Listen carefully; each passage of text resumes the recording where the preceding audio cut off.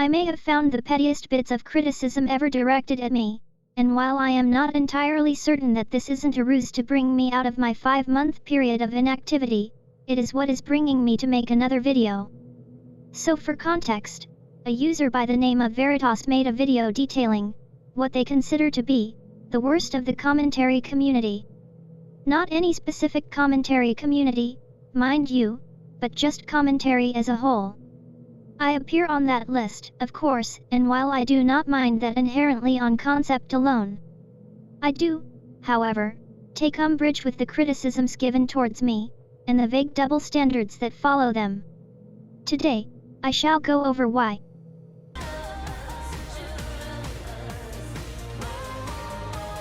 Outside of this pretty good Spoctor commentary, Pink Robot is truly something awful.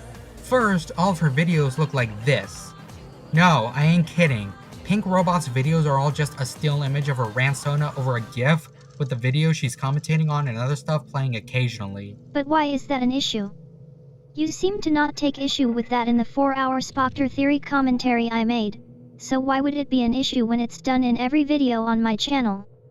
I suppose it's not completely impossible to still dislike the presentation if it is not up to your own subjective tastes, but to label me as someone who is one of the worst of the commentary community through this subjective nitpick, despite still enjoying a video with that particular presentation style, comes across as extraordinarily paradoxical, as you show you can still enjoy something of mine despite the opposed stylings. Furthermore, but I had thought the slideshow commentary community had collectively agreed that criticisms regarding avatars were not all that important when one's points are far more of a crucial aspect to look at in one's commentaries. Is this just a return to what we know of as ImageGate? I'll presume you are unfamiliar with the terminology.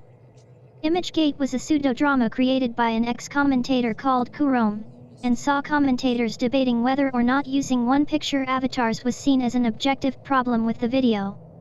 It wrapped up after Master TP10 and Doodle Tones covered Nico Koda and Dylan Thomas, weighing the pros and cons of the stylistic choice.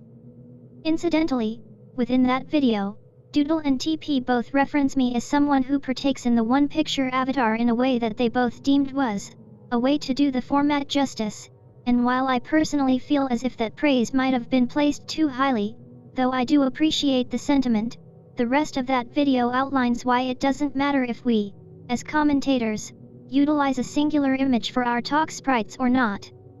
Commentaries will oftentimes be used as background noise for an audience member who might be multitasking when drawing art or playing a video game. It's also why we, in the slideshow commentary community as a collective, have seen more and more commentators using art or game footage in replacement of individual avatars as talk sprites. So really, at the end of the day, this criticism towards me is rather archaic, and contextually, it shows some signs of inconsistency overall. I will return to this point later, but for now, we shall continue. As far as I am aware, there is only one other commentary channel that has such a hyper-minimalist video style, that of course being Sean. And Sean is a great commentator who provides a good watch, proving that this way of making videos can work. The problem here is that, well, Sunglass Skull is a good commentary channel, whereas Lesbian Automaton is a bad commentary channel. That's homophobic. But in sincerity, why? As you'll see, moving forward, Veritas doesn't particularly elaborate on what exactly makes my implementation of the style any less valid than Sean's. He'll just insinuate that it is, before moving on to the next point as to what makes me, particularly, in his mind, to be one of the worst commentators to ever touch the genre. So yeah, Miss Robot, take a lesson from Shawnee Boy to improve your craft. This is all that follows after telling me that my visual presentation style is, in some vague way, less valid than Sean's. What part of Sean's presentation should I exactly take from what makes his better than mine? This isn't proper criticism, as I'm not sure where his and mine are supposed to differ, and where Sean's presentation style is superior. It feels almost like an incomplete point to me. Second is the text-to-speech. Look, I know you want to play into the whole robot motif, but voice changers exist? You know that, right? Like, you can play into the robot motif without giving up your ability to sound normal and pronounce words correctly, so do it. So we're going to acknowledge the robot motif, but ignore it because voice changers exist? This is so arbitrary. Not only because would playing the robot motif be not as good were I to do it using human vocals, as seen by just a robot who has more or less given up on trying to sound robotic in his works. But also, one of the reasons you give to not use a text-to-speech software wouldn't even be fully rectified were I to use a microphone, given a person can still mispronounce words when recording. The only point you'd have against using text-to-speech here would be that it sounds more natural, but that's not the point. You acknowledge that it wouldn't be the point by acknowledging the robot motif. At the end of the day, just say that you don't like the presentation. There's no real harm in that.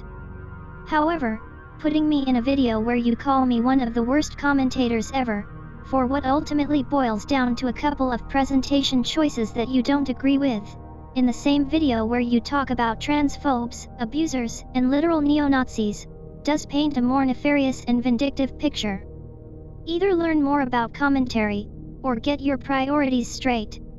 The same can be said about Shangri-La Slayer too, who you only really put on this list for a more personal grudge regarding the slideshow commentary community fandom wikia. I'll admit I don't know much about the situation to cover it, but when that's your main reason for them to be put on your list, alongside coronavirus skeptics and pedophiles, then there are definitely things you need to better consider. Anyway, this has been Pink Robot, Small Bot Unit, powering down. Until next time.